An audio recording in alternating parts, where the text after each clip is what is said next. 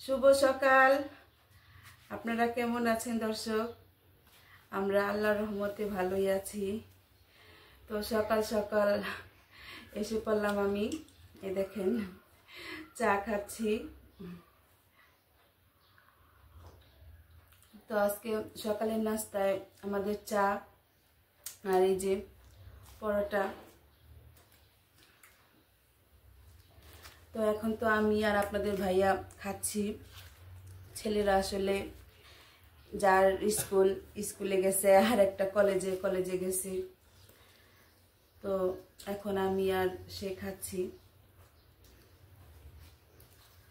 নাস্তা খেয়ে তো আবার রান্নাঘরে যেতে হবে। আজকে আমার এখনো কোনো কাজ হয় নাই। তো দেখতে থাকুন আমার ভিডিওটি।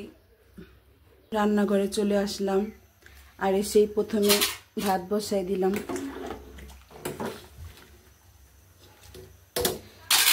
তারপরে কি রান্না করবো, এই যে নামাইলাম, দেখেন শিং মাছ নামাইছি। তারপরে যে ডাল ভিজাইছি, ডাল রান্না করব। আর এই তো শিং মাছ পরিষ্কার করতে হবে। আমি এই যে পাটাতে শিং মাছ পরিষ্কার করব। রান্নাঘরে আসলাম, আইসা তো ভাত বসাইছি, দেখাইলাম আপনাদের। তারপরে এই যে ডাল ভিজাইছি। আজকে মসুরি ডাল পাতলা রান্না করব। কালকে তো রান্না করি নেই ডাল, মানে আমি ডাল দিয়ে ডিম রান্না করছি, পাতলা ডাল রান্না করি নেই। আর আমি ভাত হইব, তারপরে ডাল বসাবো। তারপরে এই যে শিং মাছ ঘষা হইলে মাছ বসাবো।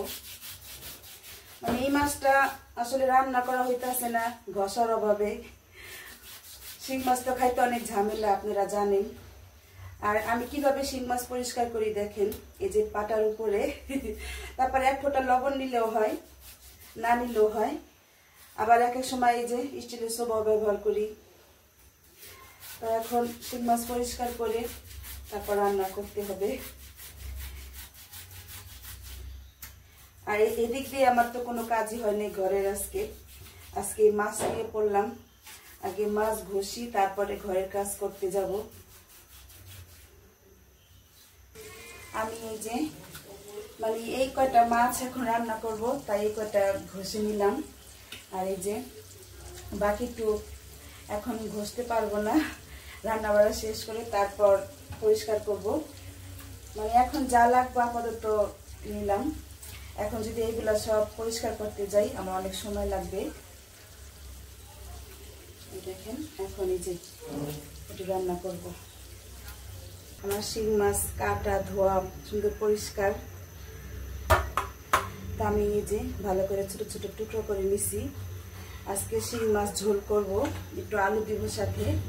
তো আমার তো ভাত হয়ে গেছে, এখন আমি ডাল বসাইছি।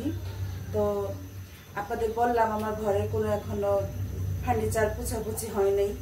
তো এখন ওইগুলা করতে যাব। ডাল বসাইলাম, ডালটা গুলো আমি এখন ঘরে যে একটু ফার্নিচারগুলো পরিষ্কার করে আসি। এই ঘরটা ঝাড়পুছ করি। আর এত ধুলাবালি কই থেকে আসে আমি আসলে জানি না।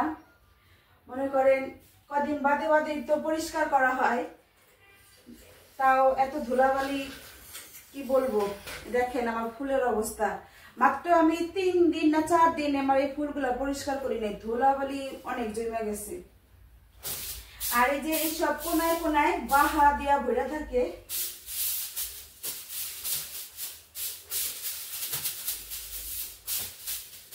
আসলে প্রতিদিন তো এত সবকিছু পরিষ্কার করা সম্ভব না, তাই আমি ফার্নিচার পোছার চেষ্টা করি, কিন্তু 2-3 দিন বাদে বাদে আমি পরিষ্কার করি। তারপরও প্রচুর ধুলাবালি জমে। আমার এই যে ফুলগুলা ধুলাবালিতে সব নষ্ট হয়ে গেছে। আজকে তো রান্না বাড়া কম, তাই ভাবলাম যে আজকে তো পরিষ্কার করি।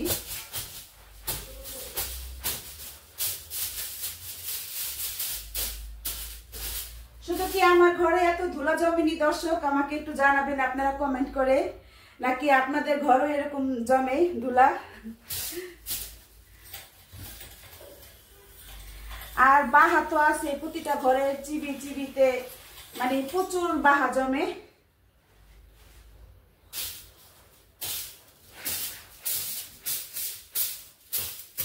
আমার ফার্নিচার পোছা ঘরদোর ঝাড়া পোছা করা শেষ। এখন এই যে আসলাম আবার রান্নাঘরে।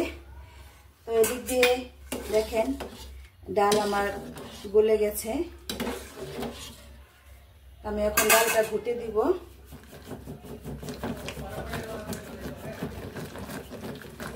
ডালটা ঘুটা হইলে পানি দিয়ে পরে বাগার দিব, তারপরে মাছ রান্না বসাবো। এখন ডালটাই যে বাগার দিচ্ছি। আর এই যে আমি মাছের জন্য আলু কাটছি, আর এই তো পেঁয়াজ টমেটো কাঁচামরিচ সব কাটাকাটি শেষ।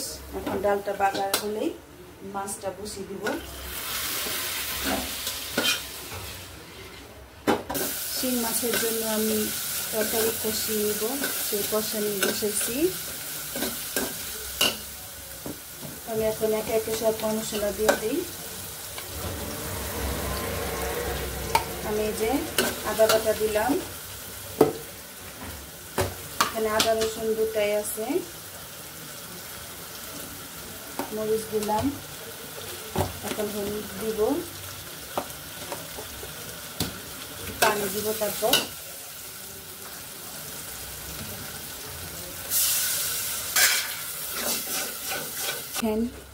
কষানো হয়ে গেল। এখন আমি এই যে শিং মাছ দিয়ে আবার একটু কষিয়ে নিব।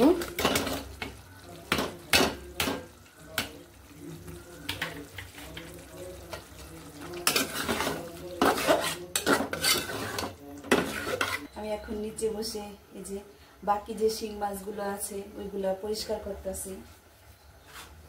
দেখেন, আর এদিক দিয়ে তো আমি মাছ রান্না করতেছি ওই যে চুলার উপরে। এতক্ষণ তো দাঁড়ায় দাঁড়ায় করতেছিলাম, বেশিক্ষণ দাঁড়াইলে তো পাও ব্যথা করে, তাই আবার বসলাম। এখন তো শেষ রান্না, আমার শেষ পর্যায়ে। আর রান্নাটা আসলে আমি দেখাই পারতেছি না আপনাদের।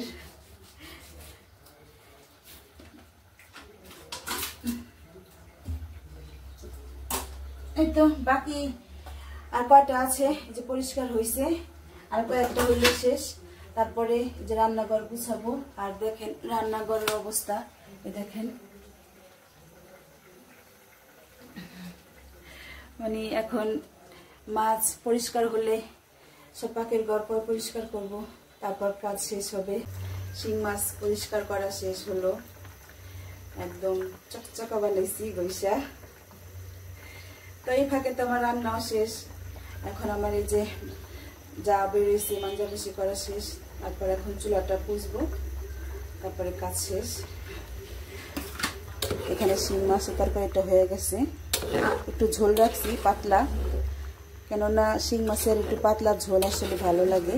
দেখছেন, এই ঝোলটা দিয়ে আসলে ভাত খাওয়া যায় শিং মাছের। তো আমার তরকারি রান্না শেষ, এখন চুলাটা নিভিয়ে দিব। আমি আসলে আর দুপুরবেলার যে খাওয়া দাওয়া করছিলাম ওই ভিডিওটা দিতে পারি নাই। তো খাওয়া দাওয়া করে একটু রেস্ট নিছি। তারপর তো এই ছেলে আসলো স্কুল থেকে, আসার পর আবার খেলতে গেল। তারপরে এখন পড়তে যাবে ম্যাডামের কাছে। তো ওদের দুই ভাই নাস্তা দিলাম, এটা কিন্তু সন্ধ্যা, সন্ধ্যায় নাস্তা দিলাম। আর এই যে দুটো ছেলে বলতেছে আম্মু একটু ভিডিও করো। আসলে আমরা এখন ভিডিওর মানুষ হয়ে গেছি, মানে একটু ভিডিও না করলে ভালো লাগে না।